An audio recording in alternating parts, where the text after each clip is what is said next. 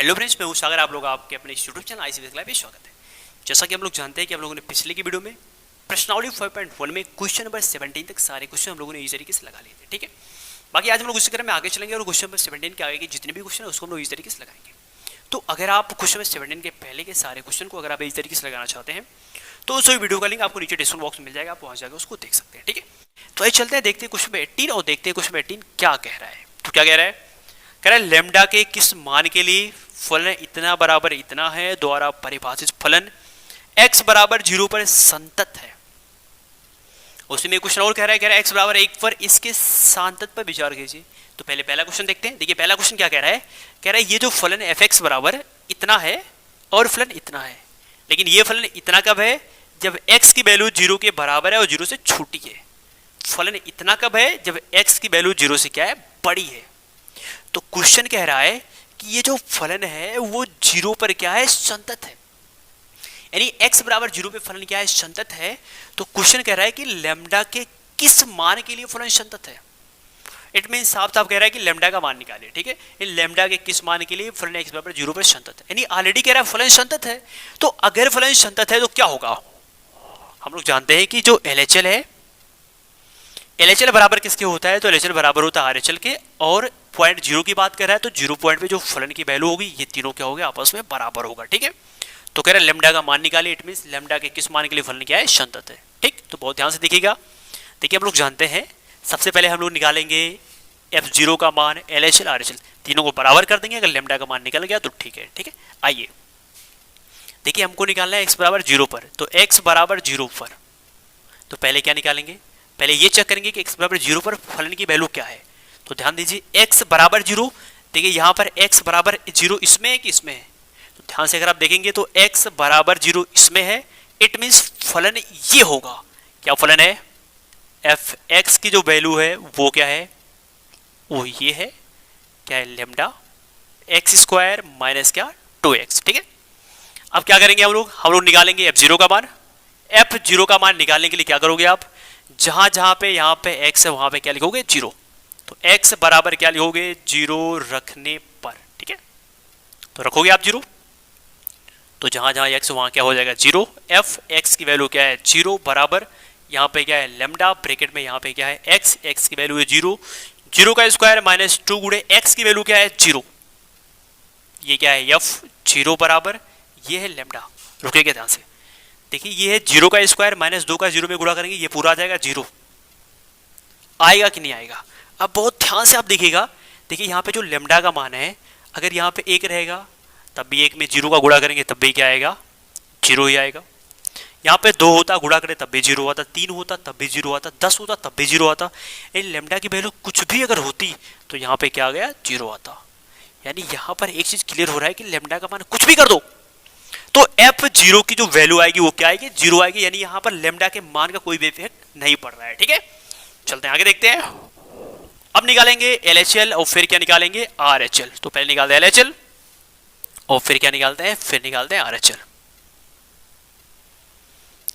देखिए LHL निकालने के लिए क्या लिखते हैं? पहले लिखते हैं लिमिट x टेंस टू 0.0 की बात हो रही है तो हो जाएगा 0। ठीक है, ये सेम चीज यहां उतारेंगे तो क्या हो जाएगा? लिमिट x टेंस टू क्या? 0। बहुत ध्यान से देखिएगा। LHL निकालने के लिए क्या करते हैं हम लोग? तो h घटाते हैं। RHL निकालने के लिए क्या करते हैं? तो h जोड़ते हैं। तो यहाँ पे h क्या करेंगे? जोड़ देंगे। ठीक है, अब ध्यान से देखिएगा। पहले जो x की वैल्यू थी वो 0 थी, लेकिन हमने क्या किया? 0 में से h घटा दिया।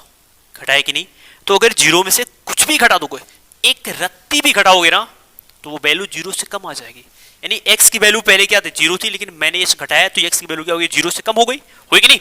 तो इसमें देखिए आप x की वैल्यू 0 से अगर कम रहेगी तो फलन क्या होगा? ये होगा। तो इस फलन को लिखते हैं लेमडा, ब्रैकेट में x स्क्वायर माइनस 2x। ठीक है, अब चलते हैं इसको सॉल्व करते हैं। इसके बाद का स्टेप क्या होता है कि जो h होता है उसको टेंस टू क्या करते हैं? 0 करते हैं। तो क्या हो जाएगा? Limit h tends to 0। हुआ कि नहीं हुआ? अब इसके बाद इसमें इस फलन में जहां जहां पर x है उसके स्थान पे लिखते हैं 0 माइनस h। तो लिख लेते हैं। ये देखिए ये है लेमडा, ये देखिए x है ना, x की वैल्यू क्या है? 0 माइनस h। तो हो जाएगा 0 माइनस h का होल स्क्वायर, नहीं होगा? -2 x की वैल्यू क्या है, तो x की वैल्यू है 0 माइनस एच, इसको ऐसे घेर देते हैं। ठीक है, चलते एक स्टेप और देखते हैं। लिमिट h टेंस टू 0, मैंने आपको पहले बताया कि आप पहले इसको सॉल्व कीजिएगा फिर वैल्यू रखिएगा। सॉल्व कर लेते हैं, 0 में से h घटाएंगे तो आएगा h ही, स्क्वायर करेंगे तो माइनस हट जाएगा, हो जाएगा h का स्क्वायर, और माइनस 0 में से h घटाएंगे आएगा माइनस h, और ये माइनस माइनस क्या हो जाएगा प्लस, और 2 का h में गुणा करेंगे तो आएगा 2h। बस बहुत सॉल्व हो गया। अब क्या करेंगे, h की जो वैल्यू 0 इसमें क्या करेंगे पुट कर देंगे, तो पुट करते हैं, देखेंगे h बराबर 0 रखने पर, ठीक है, तो h की वैल्यू 0 रखेंगे, तो जैसे आप h की वैल्यू 0 रखोगे, देखिए यहाँ पे हो जाएगा लेमडा, यहाँ पे 0 है h है तो h की वैल्यू 0 का स्क्वायर, और प्लस 2h की वैल्यू 0 है तो गुणे क्या हो जाएगा 0, बराबर ये हो जाएगा, देखिए लेमडा, इस पूरे की वैल्यू आएगी 0 है, लेमडा गुणे 0। ध्यान दीजिए फिर से आप, इस लेमडा की वैल्यू अगर हम कुछ भी कर दें तो 0 में गुणा करेंगे तब भी क्या आएगा 0 आएगा। ध्यान दीजिएगा आप, यानी यहाँ पर भी मैंने देखा कि लेमडा का मान अगर कुछ भी रहे तब भी 0 आएगा, यहाँ भी मैंने देखा कि लेमडा का मान कुछ भी रहे तब भी 0 आएगा। यानी अगर हम ध्यान से देखें तो यहाँ लेमडा के मान का कोई इफेक्ट पड़ ही नहीं रहा है, मतलब लेमडा का मान क्या है फर्क नहीं पड़ता, क्योंकि वैल्यू क्या आ रही है बार बार 0 ही आ जा रही है। अब निकाल लेते हैं RHL, बहुत ध्यान से आप देखिएगा, देखिए RHL में क्या है x tends to 0 plus h है, पहले क्या था x की वैल्यू 0 थी, लेकिन मैंने क्या किया 0 में h जोड़ा। अगर आप 0 में कुछ भी जोड़ दोगे तो जो 0 की वैल्यू आएगी वो 0 से क्या होगी बड़ी हो जाएगी, बड़ी नहीं होगी। x की वैल्यू पहले 0 थी, आपने h जोड़ा, x की वैल्यू 0 से बड़ी हो गई, तो देखिए 0 से बड़ी वैल्यू कहाँ है x की, तो x बड़ा है 0 से, जब भी ये होगा तो आप फलन ये लोगे, क्या फलन है, तो फलन है 4x प्लस क्या 1। ठीक है, इसके बाद का स्टेप क्या होता है, तो हम लोग जानते हैं कि इसके बाद क्या करते हैं, तुरंत जो h है टेंस टू 0 करते हैं, तो कर लीजिए लिमिट, ये जो h है टेंस टू 0 हो जाएगा। इसके बाद इस फलन में जहाँ जहाँ पे x होता है वहाँ पे x की वैल्यू क्या लिखेंगे 0 प्लस h, तो रख लो, तो ये देखिए ये 4, x की वैल्यू क्या है, तो x की वैल्यू है 0 प्लस h, यहाँ पे देखिए प्लस है तो प्लस, और यहाँ पे 1 है तो लिख लेते हैं क्या 1। ठीक है, इसके बाद आप चाहो तो उसको सॉल्व कर सकते हो, तो क्या सॉल्व करोगे, अरे सिंपली 4 का 0 में गुणा करोगे, देखिए 0 में h जोड़ोगे तो h ही है, कर लेते हैं, देखिए लिमिट h टेंस टू 0, यहाँ पे 4 है, 0 में जोड़ोगे तो आएगा h ही, और प्लस क्या हो जाएगा 1। अब तो सॉल्व होगा नहीं, अब डायरेक्ट क्या रखते हैं वैल्यू, तो h बराबर क्या लिखोगे, h बराबर 0 रखने पर, ठीक है, तो आप रखोगे h की वैल्यू 0 रख लो, तो क्या हो जाएगा, ये लिमिट तुरंत गायब हो जाएगा। यहाँ पे देखिए 4 है, h की वैल्यू क्या है 0 है, और प्लस क्या है 1, 4 का 0 में गुणा करोगे आएगा 0, और ये प्लस क्या है प्लस 1, और 0 में 1 जोड़ोगे बराबर क्या आएगा 1 आएगा। ठीक है, अब आप इस चीज़ को बहुत ध्यान से आप देखिए, देखिए x बराबर जो 0 पे फंक्शन की वैल्यू निकली वो कितनी निकली 0 निकली। ठीक है, LHL की वैल्यू भी 0 निकली, RHL की वैल्यू क्या निकली 1 निकली। अब आप ऐसा मत कहिएगा कि ये वैल्यू बराबर नहीं है इसलिए फलन असंतत है, क्योंकि पहले से क्वेश्चन कह रहा है कि फलन संतत है तो लेमडा का मान निकालिए, तो फलन संतत है लेमडा का मान निकालना है, तो हमने क्या देखा कि इन तीनों को बराबर कर देंगे। देखिए ध्यान से, LHL की वैल्यू क्या है, तो LHL की वैल्यू है 0, RHL की वैल्यू क्या है, तो RHL की वैल्यू है 1, F0 की वैल्यू क्या है, तो वो है 0। ठीक है, यहाँ से हम कितना भी प्रयास कर लें लेमडा का मान नहीं निकलने वाला है। ठीक, तो ऐसी कंडीशन में थोड़ा दिमाग लगाएंगे, क्योंकि लेमडा का मान यहाँ से निकलेगा नहीं, और हमको एक्चुअली बताना है कि लेमडा का मान क्या होगा। तो बहुत ध्यान से आप देखिए, मैंने आपको पहले बताया कि यहाँ पे लेमडा का अगर कोई भी मान हो, 1 हो 2 50 हो कुछ भी हो तभी मान 0 ही आएगा। यहाँ पे लेमडा का मान कुछ भी हो तभी मान क्या आएगा 0 आएगा। लेमडा का मान अगर कुछ भी हो कोई भी मान हो तो क्या होगा, सभी मान के लिए ये फलन क्या होगा संतत होगा। इट मींस लेमडा का जो मान होगा वो कुछ भी हो सकता है। ठीक है, ऐसे आप लिख सकते हो लेमडा के किसी भी मान के लिए फलन क्या है संतत है। ठीक है, अब इसी में एक क्वेश्चन और कह रहा है, क्वेश्चन क्या कह रहा है, कह रहा है कि बताइए x बराबर 1 पर ये फलन संतत है कि असंतत है। इट मींस इसके संतत का विचार कीजिए। ठीक है, तो आइए हम लोग देख लेते हैं कि जो फलन है वो x बराबर 1 पर संतत है कि असंतत है। ठीक है, तो ध्यान से देखिएगा, देखिए हमको पता करना है कि जो फलन है x बराबर 1 पर संतत है कि असंतत है। ठीक है, हमको ये निकालना है। तो सबसे पहले हम लोग क्या करेंगे, सबसे पहले हम लोग ये पता करेंगे कि जब x की वैल्यू 1 के बराबर है तो फंक्शन क्या है। तो बहुत ध्यान से आप देखिएगा, देखिए x की वैल्यू ना तो 1 के बराबर यहाँ पर है, ना तो x की वैल्यू 1 के बराबर यहाँ पर है, कि है नहीं है ना।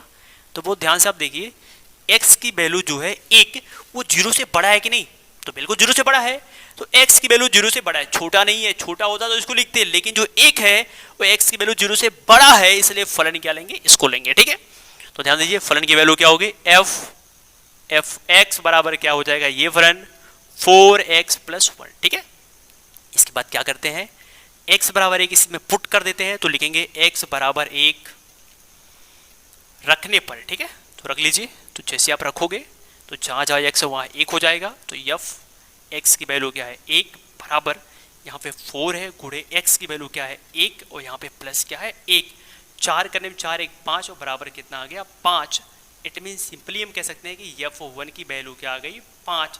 इसको आप ऐसे नोट डाउन कर लीजिए। ठीक है, चलते हैं आगे देखते हैं। अब हम लोग निकालेंगे LHL और फिर निकालेंगे क्या RHL। तो पहले HL निकाल लेते हैं, और यहाँ बगल में क्या निकाल लेते हैं, RHL निकाल लेते हैं। ठीक है, सबसे पहले क्या लिखेंगे, लिमिट लिख दिया, x टेंस टू पॉइंट क्या है 0.1 है, तो 1 लिख देते हैं। ये चीज़ यहाँ उतारते हैं तो क्या हो जाएगा, limit x tends to 1। LHL निकालने के लिए क्या करेंगे, इसमें से h घटाएंगे, RHL निकालने के लिए क्या करेंगे, इसमें से h जोड़ेंगे। ठीक है, अब ध्यान से देखिए, x की वैल्यू पहले 1 थी, मैंने h घटाया तो क्या होगा, x की जो वैल्यू है वो 1 से कम हो गई। देखिए x की वैल्यू 1 से कम कहाँ पे है, तो वहां पर 1 का कहीं जिक्र नहीं किया है। ठीक है, तो जिक्र नहीं किया है, तो देखिए x की वैल्यू यहाँ 0 से छोटी है, और यहाँ पे x की वैल्यू 0 से बड़ी है, तो x की वैल्यू 0 से कम है, सॉरी x की वैल्यू 1 से कम है। अरे 1 से कम है, इसका मतलब 0 से तो बड़ा ही होगा ना, तो यहाँ पे x की वैल्यू 0 से बड़ी है, तो इस फलन को लिख देंगे। ठीक है, तो फलन क्या होगा, ध्यान से आप देखिए 4x और प्लस क्या हो जाएगा 1। ठीक है, यहाँ पे देखिए लिमिट x की वैल्यू पहले क्या थी 1 थी, प्लस h, इसमें h जोड़ दिया गया, यानी x की वैल्यू 1 से बड़ी हो गई, तो बड़ी हो गई तो 1 से बड़ी हो गई, x की वैल्यू 0 से बड़ी है, तो 0 से बड़ी है तो 1 से भी बड़ी हो सकती है, तो क्या हो जाएगा, फिर इसी फलन को लिखेंगे 4x प्लस 1। ठीक है, देखिए इसमें क्या है, इसमें 1 का कहीं जिक्र नहीं किया है, जब भी एक का जिक्र नहीं किया होता है तो यही से हम दिमाग लगा के क्या करते हैं, फलन को लिखते हैं। ठीक है, चलते हैं आगे देखते हैं।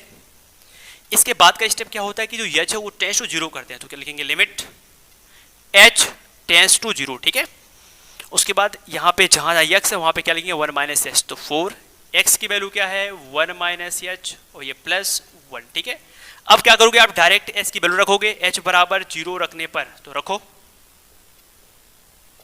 तो क्या हो जाएगा, लिमिट गायब हो जाएगा, ये हो जाएगा 4 ब्रैकेट में 1 माइनस एच की वैल्यू क्या है 0, और यहाँ पे प्लस 1। ठीक है, 4, देखिए 1 में से 0 घटाओगे तो 1 ही आएगा, प्लस 1, 4 करने में 4, यहाँ पे 1 है, 4 करने में 4 1 5, कितना आ गया, LHL की वैल्यू आ गई 5। चलते हैं RHL की तरफ। RHL में क्या, इसके बाद क्या करोगे, इसके बाद लिखोगे आप लिमिट, ये जो h है लिखते हैं h टेंस टू 0। ठीक है, इसके बाद इस फलन में जहाँ पे x होता है, x की जगह पे क्या हो जाता है 1 प्लस एच, तो लिखते हैं, देखिए 4 x की वैल्यू क्या है 1 प्लस एच, और यहाँ पे प्लस 1। इसके बाद क्या करोगे, h की वैल्यू 0 इसमें पुट कर दोगे, तो लिखोगे h बराबर 0 रखने पर। ठीक है, तो रखो 0, लिमिट गायब हो जाएगा, यहाँ पे क्या है 4 ब्रैकेट में क्या है 1 प्लस h की वैल्यू क्या है 0, यहाँ पे प्लस क्या है 1।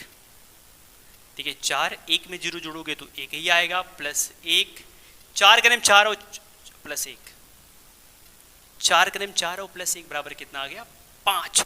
अब आप इस चीज को बहुत ध्यान से आप देखिए x बराबर 1 पर मैंने जो फलन का मान निकाला है वो 5 है, LHL की वैल्यू भी क्या है 5, RHL की वैल्यू भी क्या है 5 है, तीनों 5 5 है, इसका मतलब तीनों आपस में बराबर है। और अगर LHL बराबर RHL के और RHL बराबर किसके, F1 के, तीनों आपस में बराबर, और बराबर किसके है, बराबर 5 के है, क्योंकि तीनों की वैल्यू क्या है 5।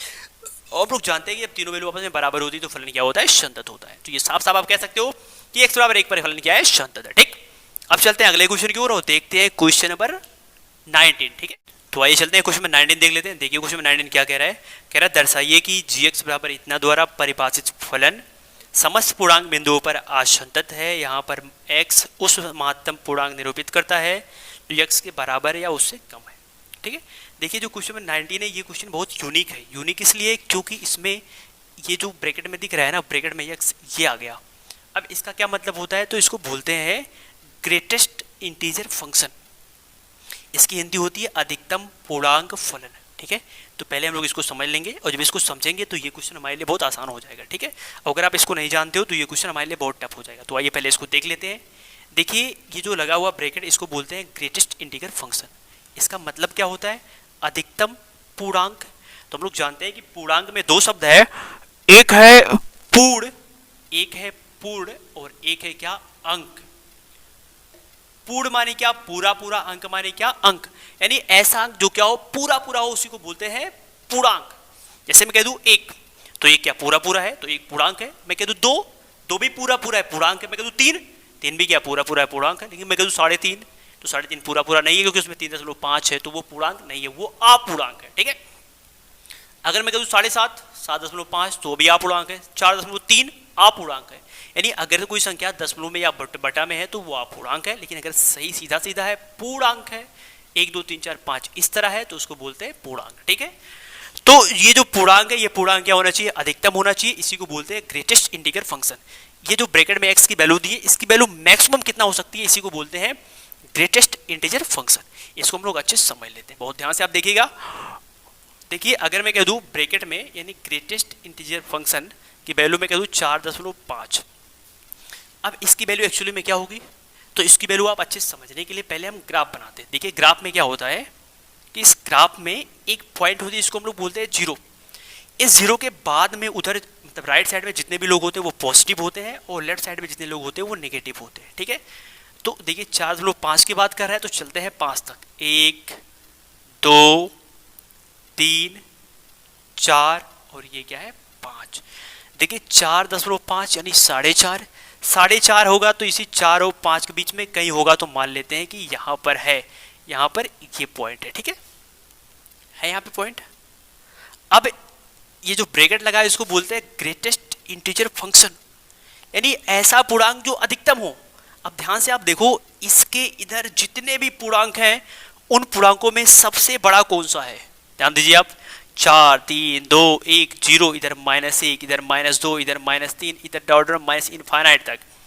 अब इन संख्याओं में बताइए सबसे बड़ी संख्या क्या है?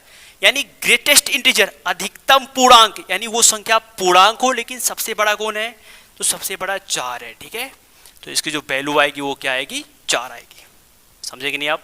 देखिए अगर मैं कह दूं 4.5, तो इसका ग्रेटेस्ट इंटीजर क्या आएगा? 4 आएगा। अगर मैं कह दूं 7.5, तो ग्रेटेस्ट इंटीजर क्या आएगा? 7 आएगा, ठीक है।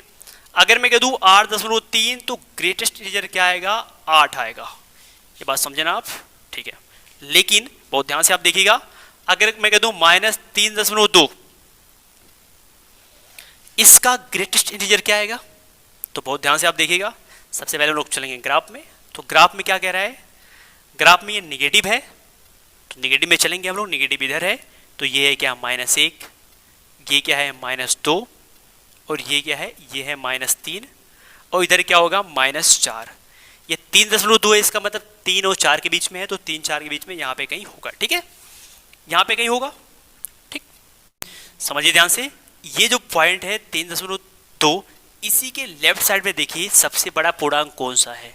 तो लेफ्ट साइड में -4 है, -5 है, -6 है, -7 है। तो सबसे बड़ा पूर्णांक हम लोग जानते हैं कि निगेटिव में संख्याएं जितनी छोटी होती है उतनी ही बड़ी होती है। ये -7 इधर अगर आप जाते हो तो संख्याएं आपको क्या मिलेंगी? छोटी मिलेंगी। अगर आप इधर आओगे संख्याएं आपको बड़ी मिलेंगी। इट मीन्स इसके जस्ट बगल में जो होगा, यानी इसके जस्ट बगल में जो है वही क्या होगा? आंसर हो जाएगा। यानी ये क्या हो जाएगा? -4। बहुत ध्यान से आप देखिएगा।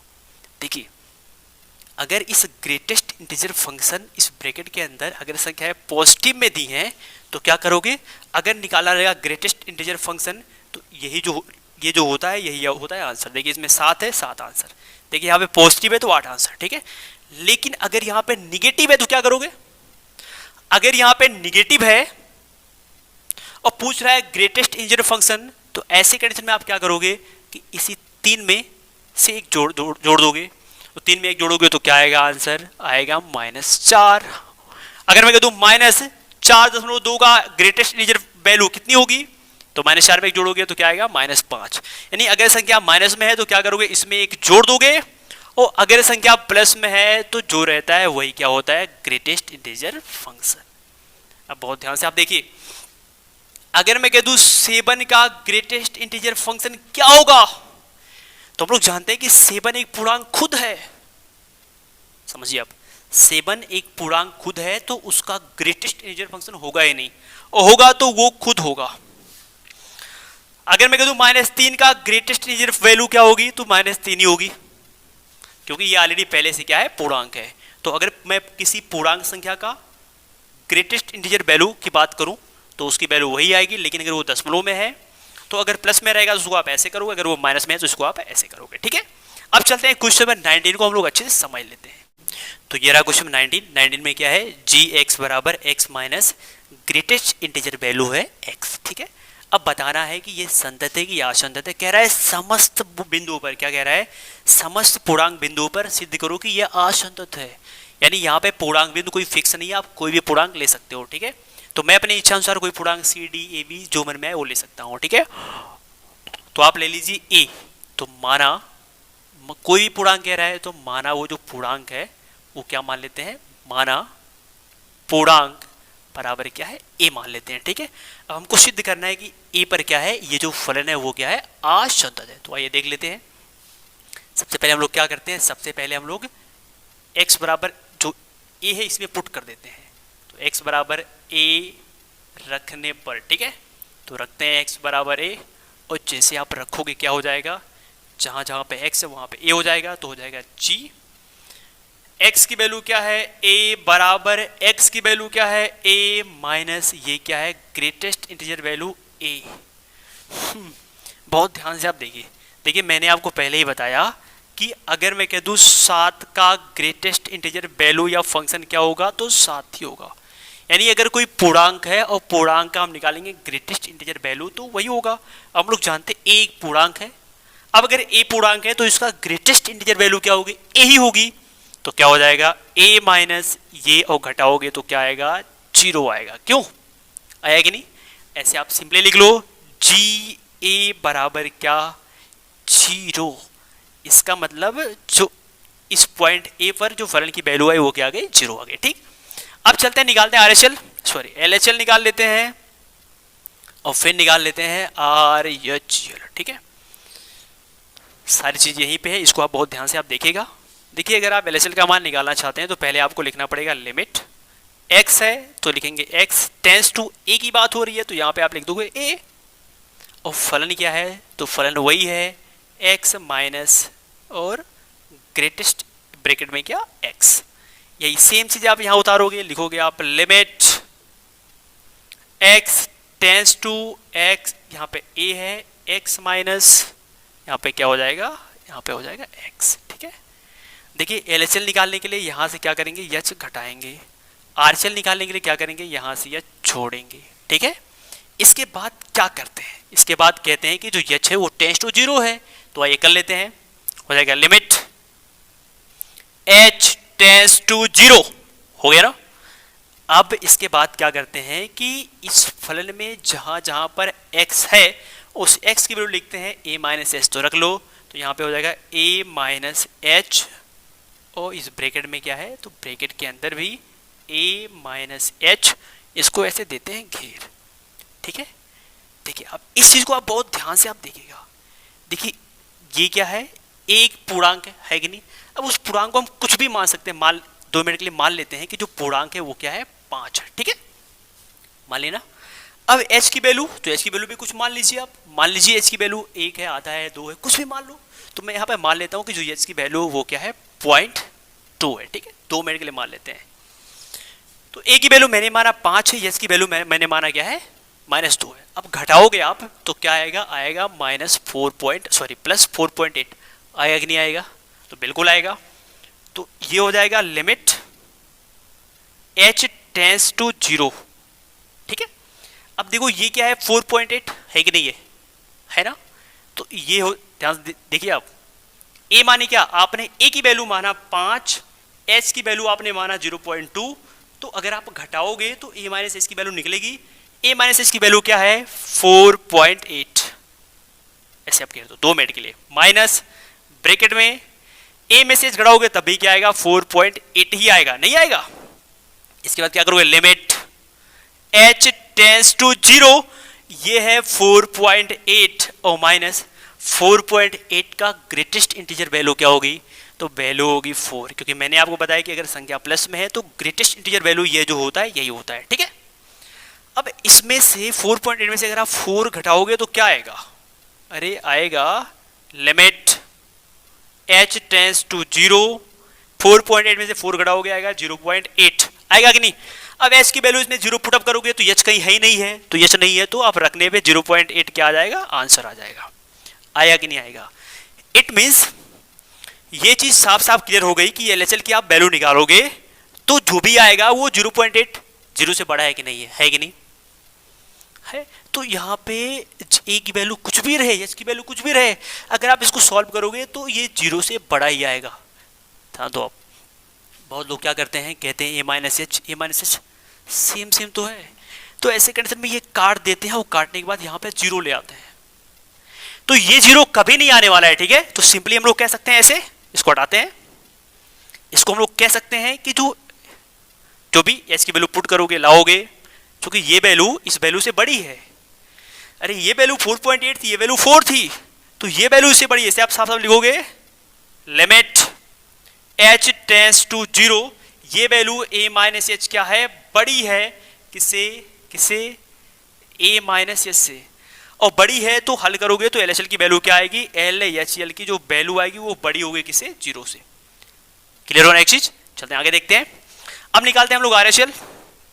तो RHL निकालने के लिए क्या लिखोगे, लिमिट लिखोगे h टेंस टू 0, लिख दिया। इसके बाद इसमें जहां जहां x वहां पे क्या लिखोगे, a प्लस एच, तो लिखो यहाँ पे x यहाँ पे a प्लस एच और माइनस इस ब्रैकेट में भी क्या होगा, a प्लस एच।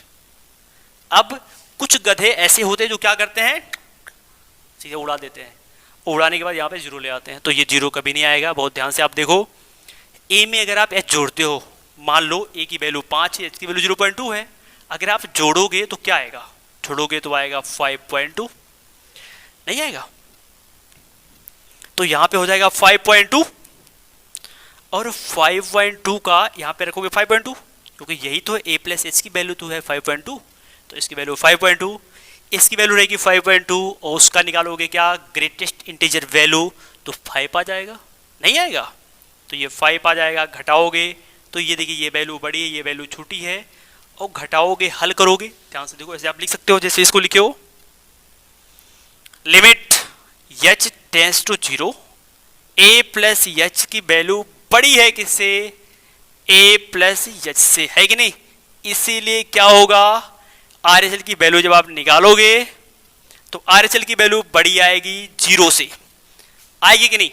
तो आप इस चीज को बहुत ध्यान से देखिए जो पूर्णांक मैंने माना था a, उस पूर्णांक में मैंने फलन की वैल्यू निकाला 0 आया, उसी पूर्णांक में मैंने LHL निकाला 0 से बढ़ाया था, RHL भी निकाला था 0 से बढ़ाया था, तो ये भी 0 से बड़ा, ये भी 0 से बड़ा, ये 0, क्या तीनों आपस में बराबर है, तो बिल्कुल तीनों आपस में बराबर नहीं है, तो आप साफ साफ कह सकते हो कि फलन क्या है, आसंतत है, और हमको दर्शाना ही था कि फलन आसंतत है, ठीक है। तो इस तरह हम लोगों ने क्वेश्चन 19 को अच्छे से समझ लिया। तो बस रहने देते हैं आज की वीडियो में क्वेश्चन 19 तक ही, क्योंकि वीडियो ऑलरेडी पहले से बहुत बड़ा हो गया है, ठीक। बाकी जो बाद के क्वेश्चन है 20, 21, 22 जो आगे क्वेश्चन है उसको हम देखेंगे अगले वीडियो में। तो अगर वो वीडियो आपको नीचे कहीं दिख रहा है तो वहाँ से आप उसको देख लीजिए, ठीक है।